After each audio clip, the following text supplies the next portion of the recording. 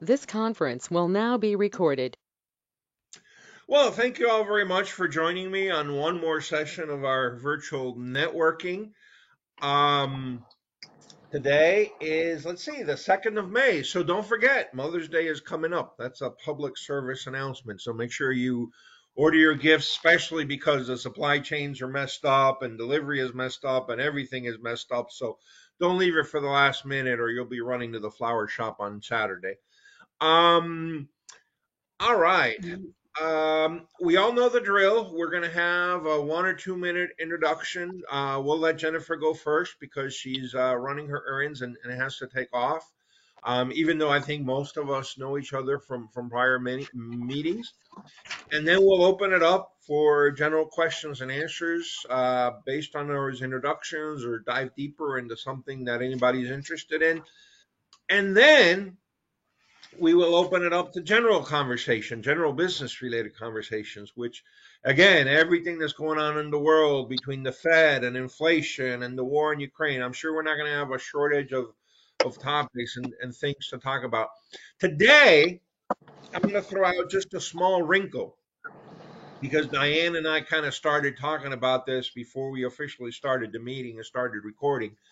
As part of your 1 minute introduction, I'd like everybody to say what they do for spiritual well-being. And I'm using that term again very broadly. If it's you go to church, that's fine. Is it you pray, you meditate, whatever it is. Just tell us what you do for spiritual well-being as part of your 1 or 2 minute intro. So, Jennifer, we'll kick it off with you. Okay, well, I think all of you here have seen me before, and I just wanted to thank Sal Acosta for being a true businessman and thanking me by picking up the tab for lunch a couple weeks ago. It was much appreciated. I was assisting him with some things, and as a thank you, he picked up the tab for lunch. And I just wanted to remind us all to send those thank you cards, include gift cards. $25 unless you do not have to report to the IRS. So, yeah, it goes a long way in making the world of business go round. Now, for spiritual well-being. Oh, I was a psychologist. I could go on and on this one. I have a blog called Sanctuary Intel, and it's mainly using intelligence to find your sanctuary. And the premise is that intelligence is actually God or your higher power. Not to slight Christianity, the Bible, Buddhism, the Quran, or whatever belief or culture that you espouse, but yeah, basically looking at just godliness as wellness. All right, perfect. Thank you very much. And so we'll jump back to Diane because again, we were kind of, we just kind of flowed into this topic. So Diane, if you could do your 1 or 2 minute Sure. intro and say again, tell us a little bit about your what you do for spiritual well-being. Again. Yep, no worries. So, and Jennifer, I'll make sure I do put my contact information in the chat box this week. So, anyway, Okay. for the purpose of this group, my company is called Grant Writing for Goodness. It is one of the several businesses I have, and I love making a difference in these nonprofits, primarily organization, although nonprofits and students as well. So I also write scholarships or help facilitate the scholarship process. That I cannot do in behalf of or in lieu of the student. That is a big fat no-no. That'll get us both into trouble. So I sit alongside the students and verbally tell them what to fill in the box. So technically they are typing the response, but we've done a lot of legwork ahead of time. So anyway, that's very rewarding, like I said, as well as helping nonprofits get monies that they don't have to pay back. That is the key with grants. So I have a long process, but it's been working very well for me. So again, you don't fix something if it's not broken. So enough of that. So again, yeah, spiritual well-being is part of my life every single day. So God shows up every day, really for everyone. It's the key of paying attention to what he's giving you as far as wisdom, creativity, direction, and signs that every day. So it's definitely a part actually of who I am. So I do have a good sized tattoo on my left arm of a cross, and it says there is power in his name. And you can take that either way you want it, God, Jesus, whomever, but there is power in their name. So I'm proud of that, and I have that on my arm as a talking point, and to honor God is why I have it. So I've had it for about a year, and it was something that I wanted to do and was on my heart. So it's tattooed on me. And I see it every day just to remind me and keep me spiritually focused and grounded. So that's the scoop. That's what I love about these meetings is we keep doing these meetings. We keep learning about each other. And honestly, I would have never suspected that Diane has a tattoo. I would have never suspected that Patrick was Jesuit and almost became a Jesuit priest. Oh my God, here we go. This is the beauty of video chat. Wow. Whoa. Look at that. Excellent. It's pretty good size. Wow. Big. Wow. Yeah. So it gets a lot of notice, and so anyway. Well, very good. Thank you for sharing that, because again, it's nice to get to know everybody at that level, and again, sometimes things are a little bit surprising. So on that note, actually, Patrick, you want to tell us a little bit more about you in general, and obviously your product and service, but also about the almost Jesuit path. Well, it was my mother that thought I was going to be a Jesuit. But anyway, how I celebrate my well-being every day is through gratitude. Before I go to bed at night, before I go to sleep at night, I celebrate all the good things in my life. And when I wake up in the morning, I do the same thing. And I've broken my days up into how can I excel in the morning? How can I excel in the afternoon? How can I excel and be the best version of myself in the evening? And it's now evening, so this is I'm contributing to my moving forward, and it's I'm in a great place. I love what I do, and look, life is wonderful if you think positively, think above the line. There are people who are you below the line or are you above the line? Below the line are people who are frustrated, they suffer from anxiety, they're living in fear. People above the line are living in gratitude, a positive expectation, and positive thoughts. So when you see something that is outstanding, like a doctor with a stethoscope around his neck going to the shop, and he's swinging a bottle of Coke, and he's smoking a cigarette, and the mask is hanging down under his chin, you say to yourself, isn't that fascinating? So you don't criticize him, you just say, well, isn't that fascinating? So that's my kind of philosophy in the day, and don't judge people by their character, focus more on the circumstance. Their circumstances. Beautiful. They may not have been able to do it or whatever, but so, that guy never turns up, he never returns my calls. No, stay away from that. Look, he's not ready or something like that. So, trying to move forward, I'm here to what I'm going to talk about is reimagining healthcare based on the greater understanding of how the body, health, and disease actually work. Science is now pointing to a whole new level, the cellular level, using the groundbreaking redox technology, signaling technology, which acts as a cellular messaging carriers, helping to protect, rejuvenate, and keep our cells functioning at optimal levels.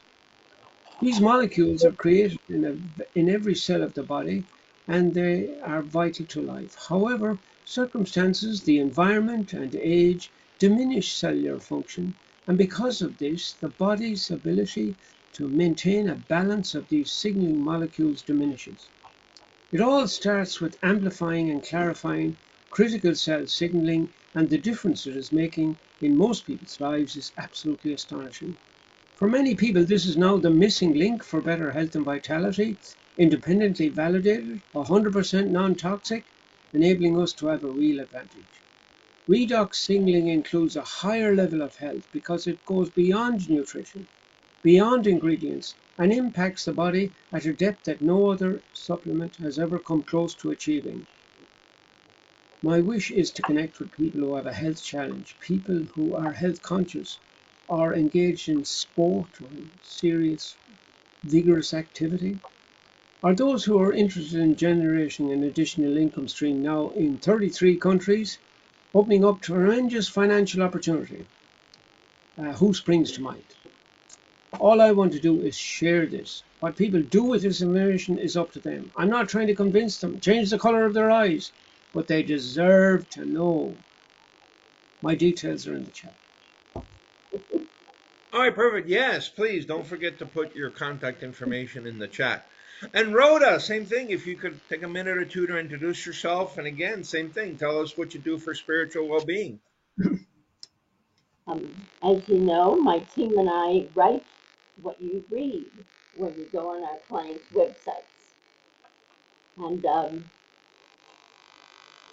I am, unlike the three of you, I am Jewish, born Jewish and an observant Jewish. And so I keep a kosher home. And so a lot of my spiritual things are very practical. They're the way in which I behave and the way in which I run my business. So, for example, there's a line in the Bible that says, "You shall not withhold the pay of a day laborer." And because of that, I have made it a point from the day that I was in business to never not pay a bill on time. No matter what it took, every writer knows that they are going to get paid on time, whether the client pays, whether I have the money or not, because they did the work. And so, in many practical ways, I try to observe the Bible.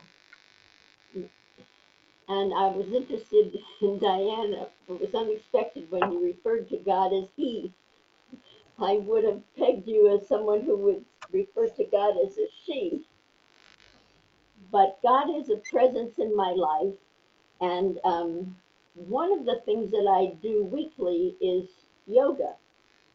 And while I am, yoga is not part of Judaism, but yoga is a very good way to feel gratitude about every muscle that you have in your body and the heart that's beating and your breath that you have, because it makes you think about being human and what a blessing it is just to be able to sit in that chair and do the stretches and breathe and take in air. So it's just a very way of appreciating life.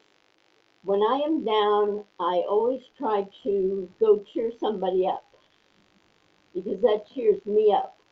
So if I'm feeling down, I find a friend that I think needs help and I go visit somebody that maybe is sick or try to help somebody else.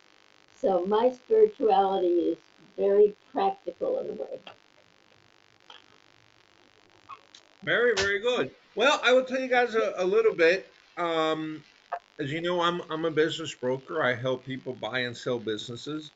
And now that we're all working over video chat, I'm working with people all over the United States, which is very fun and interesting and invigorating. I consider myself a spiritual person, but not necessarily a religious person, if that makes sense. And I will share because it's most people don't imagine this about me.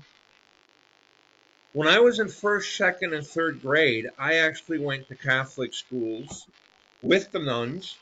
I was an altar boy, and the one thing that I remember very clearly is the nuns used to beat into us penmanship like you wouldn't believe.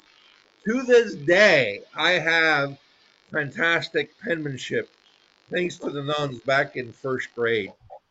And every time I send somebody a note, they say, "Oh my God, where'd you learn to do this?" of course, the flip side is now all the computer systems that try to read your writing and convert it into text, they have a hard time because I guess the penmanship sometimes is a little bit too fancy. Um, so that's it for me. Um, I'll open it up to, does anybody have any questions or want to dig deeper into based on the introductions?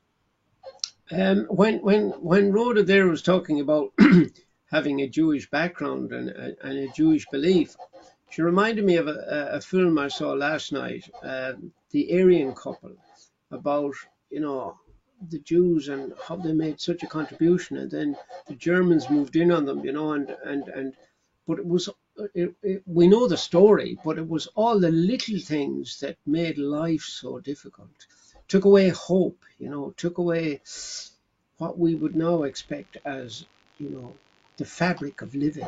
You know, they just took it over, and I was trying to relate to it in a way that is that happening today with our freedom and our beliefs, and some people are dominating and other people are not. But was it ever any different?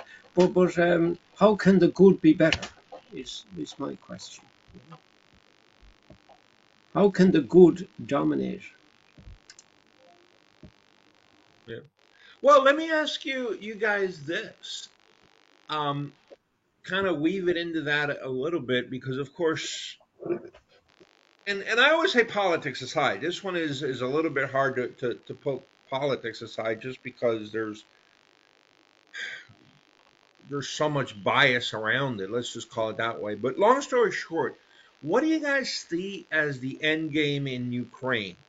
Meaning, you know, are the Ukrainians going to be able to kick the Russians out of Ukraine completely? The other day, I was surprised, frankly, and not in a good way, where there was people in Europe saying, "Well, the goal is just to kick them out to the lines before February 24th, before the invasion. So that means they get to keep Donbass, they keep Crimea, and so basically you almost now solidify that is the de facto way things are going to be. And two, who's going to pay all the money necessary to fix everything in Ukraine now because everything's destroyed over there? Not everything, but a very significant portion of cities, and a lot of cities are destroyed. So anyway, if anybody wants to comment on that or give me their thoughts.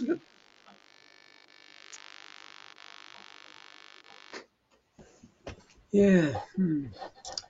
I don't know what's going to happen, but with every conflict, there has to be some kind of a settlement of coming together. And this is why we have the UN. And of course, we don't know what's going on in the background. We would hope that good things are going on. But when Milosevic was reigning there for a while, um, you know, there were awful things happening, and that came to an end. But the one thing this crisis in Ukraine has achieved is it has united Europe. It has united Europe in a way that Europe was becoming more and more fragmented because of the extreme left and the extreme right.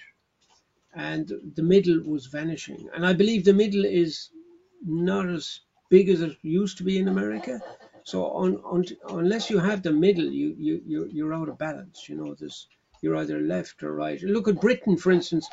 They decided with Brexit that, you know, our finest hour. We want to bring our finest hour back. You know, Churchill, our finest hour, and all that kind of stuff.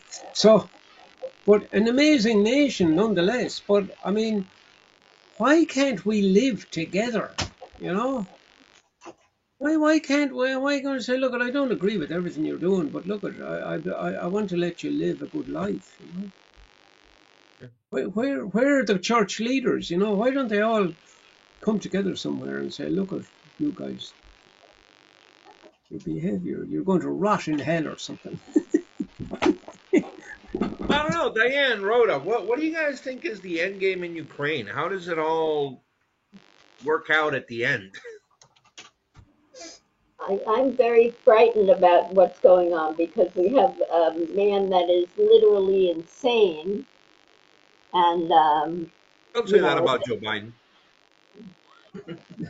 that wasn't who I was referring to. I'm just hassling you. But I'm worried about him doing something crazy.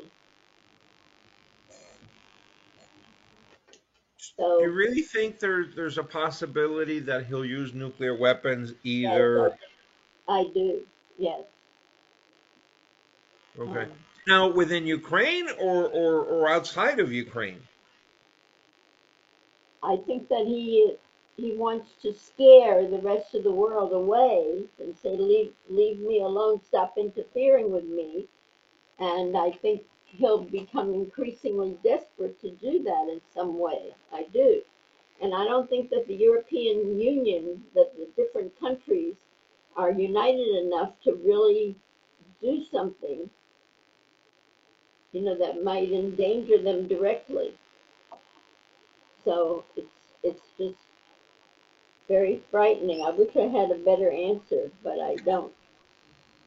Okay. Europe at the moment is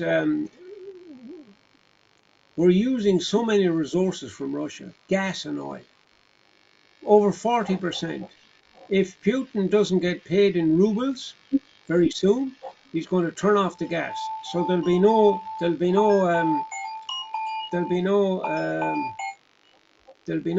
cooking, and there'll be no heating, and there'll be no whatever.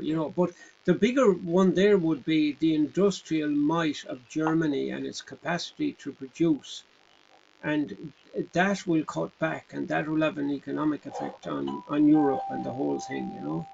So, but you're right, Rhoda. Would he press the nuclear button or the germ warfare button? This is very worrying. So I do hope that there is a back channel open and that people are having some kind of a conversation. Yeah. So, Diane, what do you think happens at the end in Ukraine? I mean, do the Russians get kicked Number out? Do number they get kicked? one, I don't watch the news for a purpose. It's all negative, and you know that's what they feed on. Is making everybody fearful and afraid and scared, and all they do is talk about the worst scenarios there are. That's all that's on the news. So number one, I don't watch it.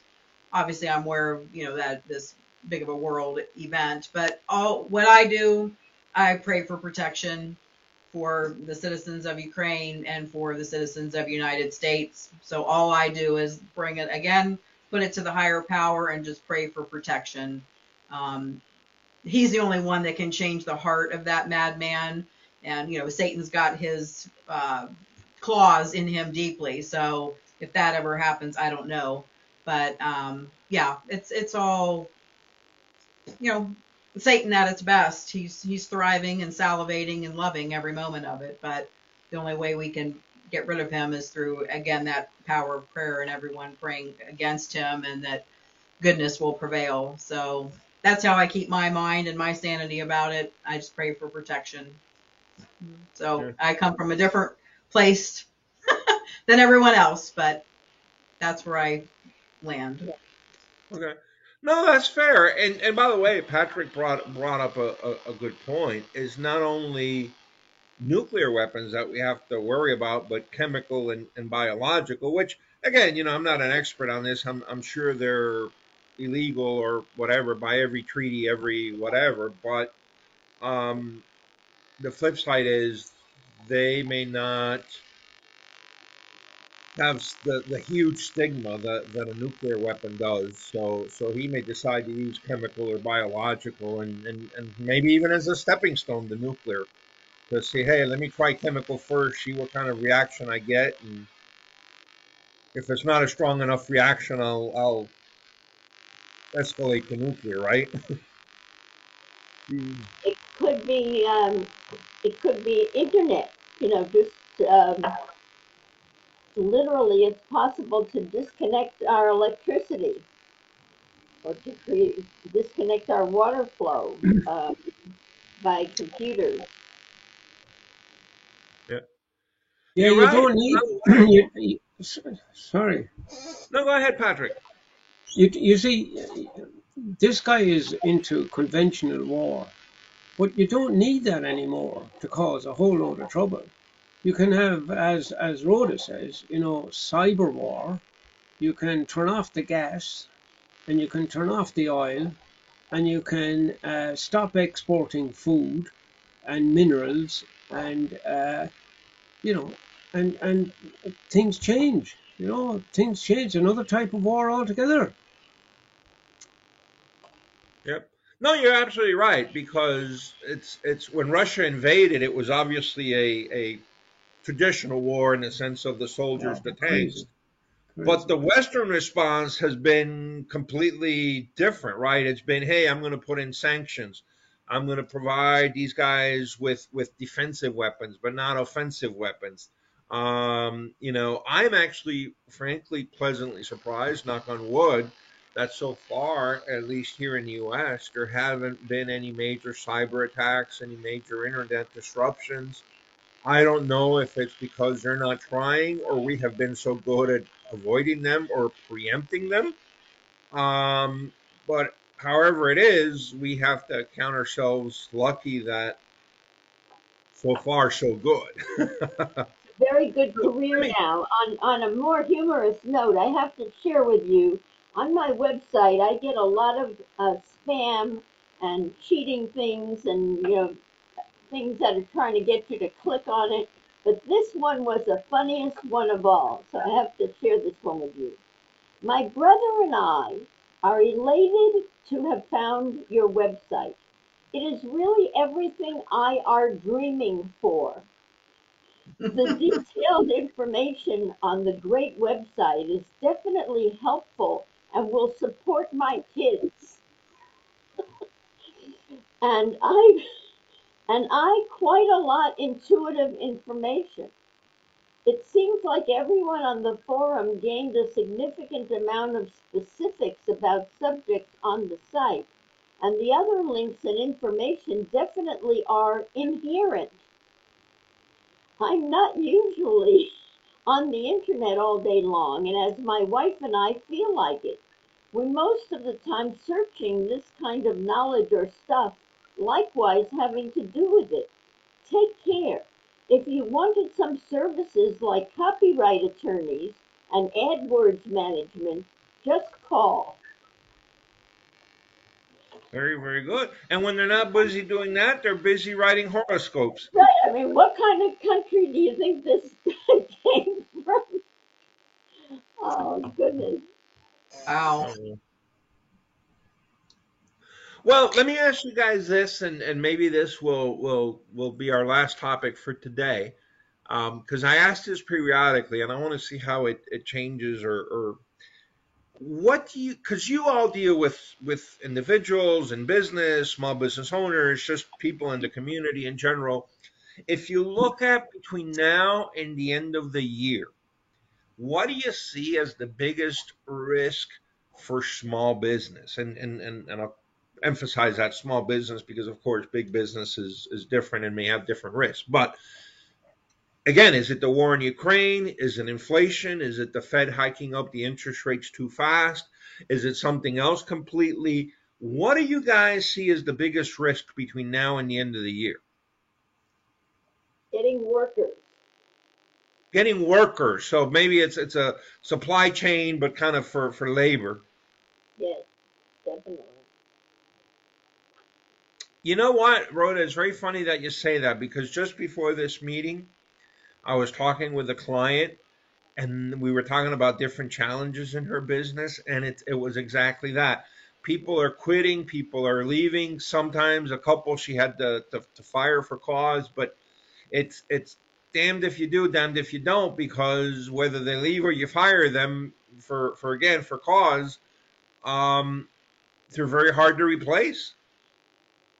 It's Yeah. hard for you to find somebody to take over. Well, I don't know. Patrick, Diane, do you think that finding people is the hardest problem for small business between now and the end of the year? Well, I could talk forever on this, but so as the trade show doctor, I formed a new business with a colleague, and it's called the Career Expo Group LLC.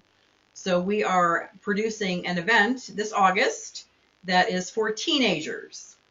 So it's called the Teens Get Hired Expo. So what we are doing is bringing 9th through 12th graders together at Pickerington High School. Sal may know where that is. And so then we're inviting employers who hire 9th through 12th graders. So we're putting those two groups of individuals together to make something happen. Because again, as you're saying, there is so much difficulty in finding people to work, in a brick and mortar environment, whether it be retail or restaurants or, whichever.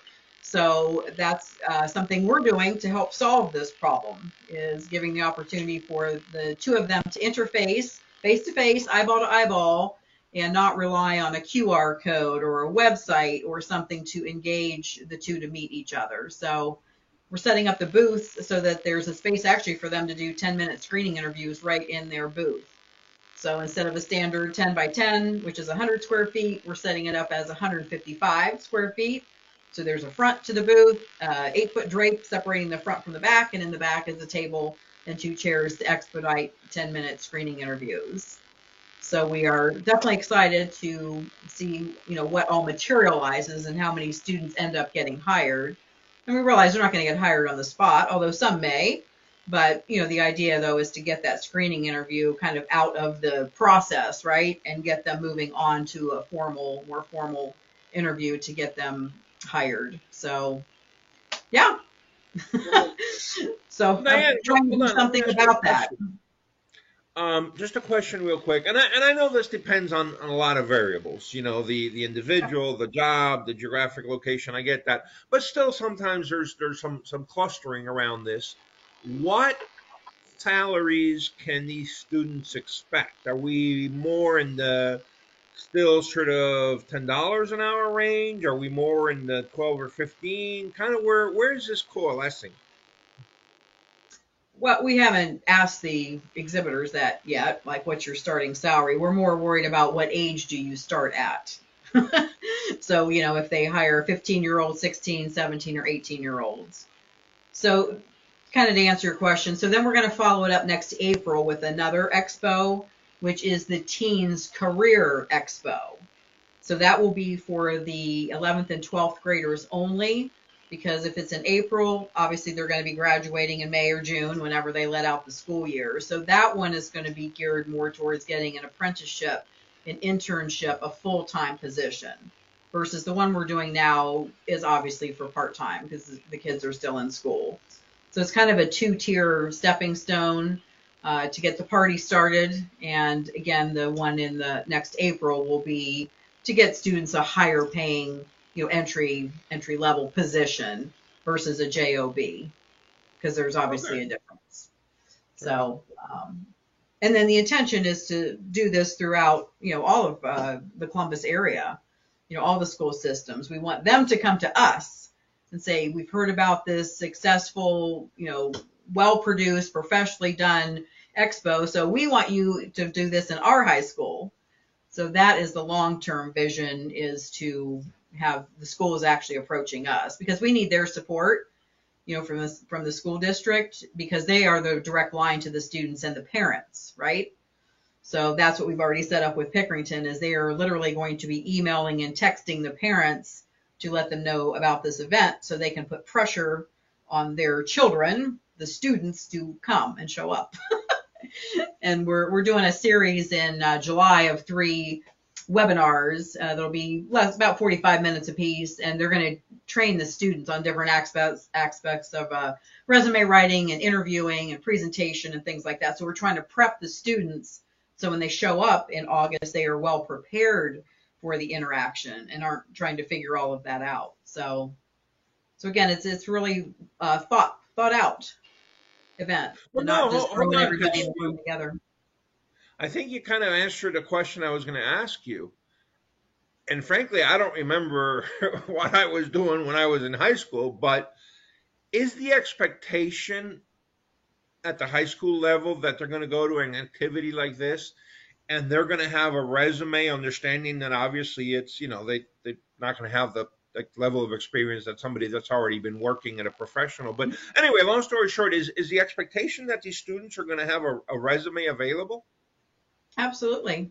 They're to bring 35 copies of their resume with them to the event. And that's why it's so important, their activities during high school, whether they're in chorus or, the mathletes or, whatever they're doing, those are things they can add on their resume. It's part of who they are and what their interests are.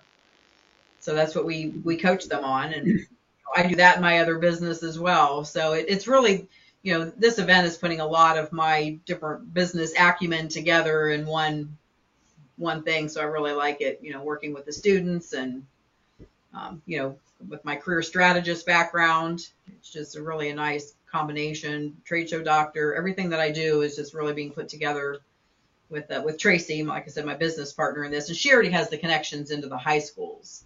So that is the benefit. She already has some relationships with high schools. So saved me from knocking on a closed door and trying to work my way in. She already has those relationships. So okay. That's a good thing.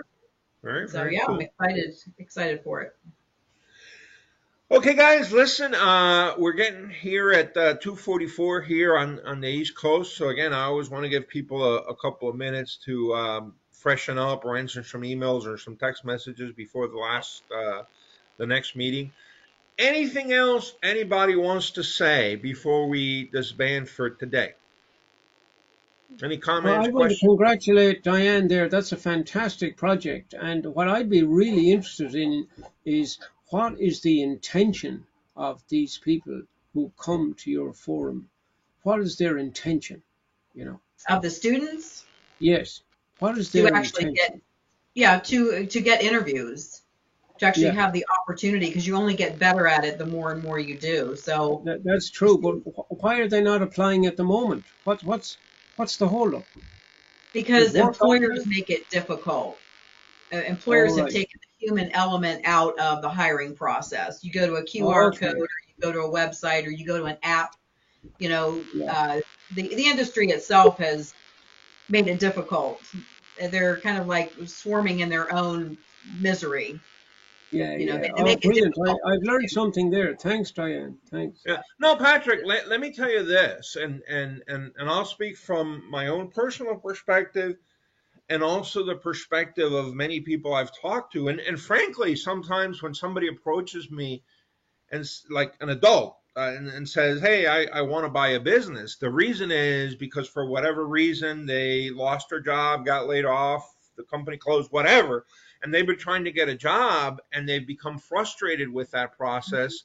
And so now they said, okay, fine. If I can't get a job, I'll create a job by buying a business and just becoming an entrepreneur.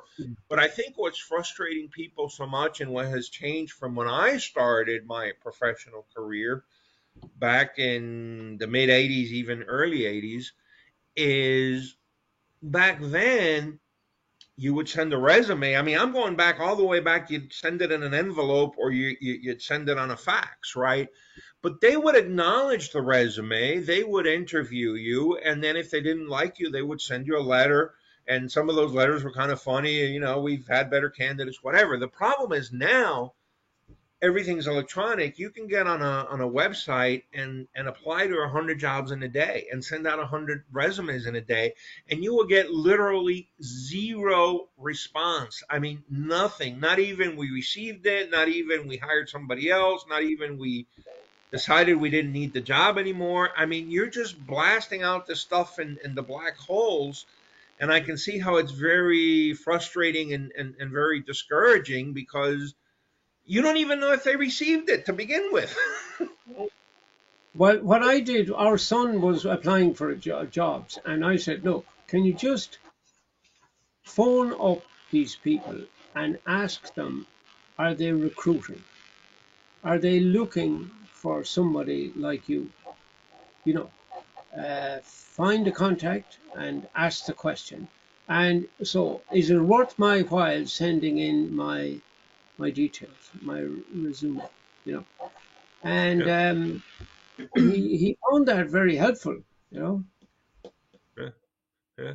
Oh, I tell you, if I had the choice between doing something electronic on a website in my computer and going to see somebody in person, Mm. trust me, I'd go see them in person all the time because at least you know they're there. At least you know they're listening to you. On the computer, you don't even know if they're opening that email. Yeah, Right. yeah. All right, I do need to read one little short paragraph from my book I to saw you dovetail. looking. Go for it.